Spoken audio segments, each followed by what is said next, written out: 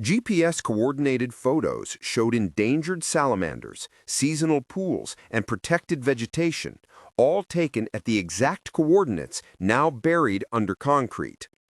Inspector Clearwater examined both sets of documentation with the poker face of someone who'd investigated environmental crimes from the Florida Everglades to Alaska's North Slope. The morning sun glinted off her wire-rimmed glasses as she compared Rex's time-stamped photos with Cordelia's mysterious soil survey. These GPS coordinates match federal wetlands inventory data, Clearwater noted, tapping Rex's photographs. Mrs. Blackthorne, where exactly did this 2019 soil survey take place? Cordelia's smile flickered like a light bulb about to burn out. Our environmental consultants assured us of full compliance with all applicable regulations. Which consultants? Clearwater pressed. Blackthorne Environmental Services, Cordelia replied without missing a beat. Rex nearly choked on his morning coffee. That's your husband's company? You surveyed yourselves? The inspector's eyebrows rose toward her government-issued hairline. In Rex's experience working with federal agencies, nothing made regulators happier in discovering obvious conflicts of interest wrapped in obvious lies tied with a bow of environmental destruction. That afternoon brought an emergency HOA meeting that felt more like a town hall lynch mob. Cordelia had spent the morning working the phones, and the conference room buzzed with angry voices before Rex Eden arrived. The smell of instant coffee and simmering resentment filled the air thicker than construction dust. Thanks to Mr. Thornfield's harassment campaign, we now face federal investigation, Cordelia announced, her voice dripping with martyred righteousness. His frivolous EPA complaint threatens our community improvement project and could result in costly legal fees for everyone. Neighbors turned to stare at Rex like he'd personally stolen Christmas, Easter, and their children's college funds. I propose a special assessment of $1,800 per household to fund our legal defense against these baseless environmental allegations, Cordelia continued. We cannot allow outside interference to destroy our property values and community progress. The room erupted in concerned murmurs. Young families couldn't afford surprise $1,800 bills. Retirees on fixed incomes looked physically ill. Several parents whose children had developed mysterious respiratory problems since construction began suddenly seemed less enthusiastic about progress that came with hospital visits. Rex realized Cordelia was playing psychological warfare, making him the villain responsible for everyone's financial pain, while positioning herself as the victim of federal overreach. The woman understood neighborhood politics better than most campaign managers. These aren't baseless allegations, Rex countered, standing to address the room. Federal law requires permits before disturbing wetlands. Your board chair rushed construction to avoid compliance, and now we're all paying the price. Mr. Thornfield seems determined to bankrupt our community over swamp water, Cordelia replied smoothly. But cracks were forming in Cordelia's coalition like fissures in a dam under pressure. Mrs. Henderson raised her hand tentatively. My son's asthma has gotten worse since construction started. Could there be a connection? Dr. Marcus Webb, a retired hydrogeologist living on Pine Street, cleared his throat with the authority of someone who'd spent decades studying water systems. I've been monitoring water quality downstream. We're seeing fish kills and elevated sediment levels that suggest significant environmental disruption. These so-called experts are fear-mongering, Cordelia shot back, but her voice had lost its earlier confidence. Our project follows all local guidelines.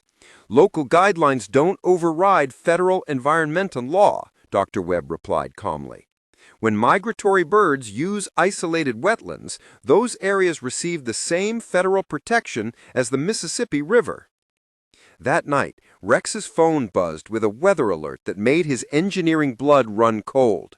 Tropical storm Helena was rapidly strengthening in the Gulf of Mexico, with the National Weather Service upgrading their weekend forecast to unprecedented rainfall amounts, potentially a historic flooding event.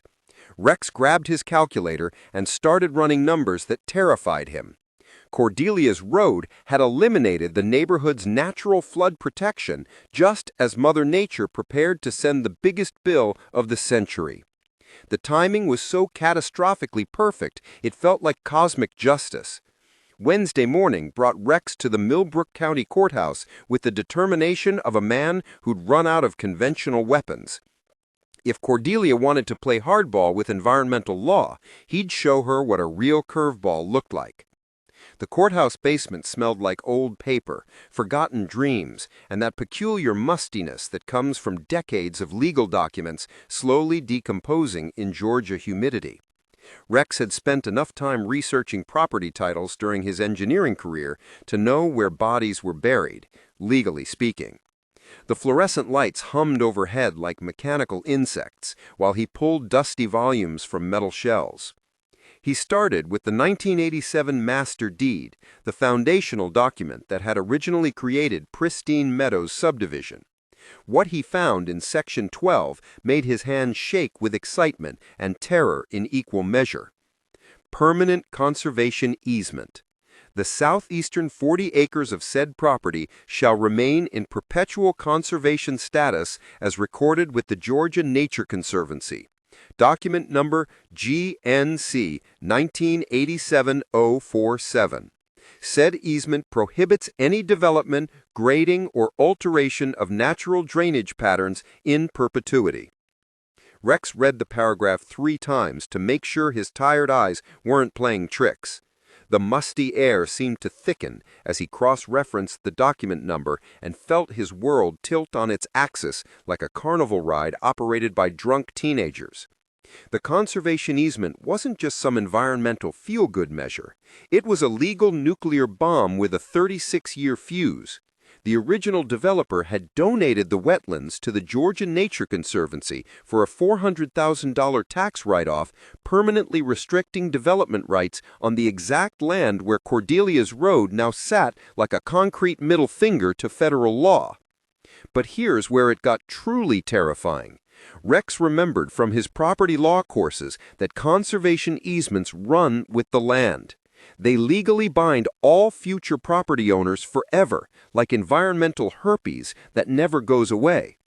If the easement was violated, every single property deed in Pristine Meadows could be declared invalid. Rex grabbed his phone and called environmental attorney Samantha Hartwell, a colleague from his consulting days. After hearing his breathless summary, she groaned. "Biblical apocalypse bad," she explained. If a conservation easement gets voided due to violation, title insurance becomes worthless toilet paper. Mortgage companies can demand immediate full payment on every loan. The Nature Conservancy could technically claim ownership of the entire subdivision and evict everyone. Rex felt his morning coffee turn to battery acid. All 127 homes? Every single one, including yours. Rex, you're sitting on information that... Rex spent the morning crafting an affidavit that read like an environmental autopsy report. Destroyed salamander breeding pools, contaminated downstream water supplies, violated Clean Water Act protections. Each paragraph documented with GPS coordinates and photographic evidence designed to make EPA investigators weep with prosecutorial joy. The metallic screech of construction equipment outside his window provided an oddly appropriate soundtrack. The afternoon brought an unexpected ally. Dr. Marcus Webb arrived carrying hydrological models that made Rex's pulse spike. The next major storm will flood this neighborhood worse than Hurricane Katrina hit New Orleans, Webb warned. Cordelia's Road had eliminated 40 acres of natural flood protection just before storm season. Any rainfall over 4 inches in 12 hours will flood 23 homes, Webb explained, including Cordelia's. They installed stream gauges and rain measurement equipment across the neighborhood. The education campaign began Friday morning at Murphy's Diner, where Rex explained wetlands using metaphors involving sump pumps and storage tanks. Minds shifted. Fear of losing everything hit harder than HOA rhetoric. Saturday brought investigative reporter Sarah Presley from the Atlanta Journal-Constitution, thrilled by the mix of environmental crime, federal investigation, HOA corruption, and endangered species. Financial research revealed Cordelia's deeper desperation.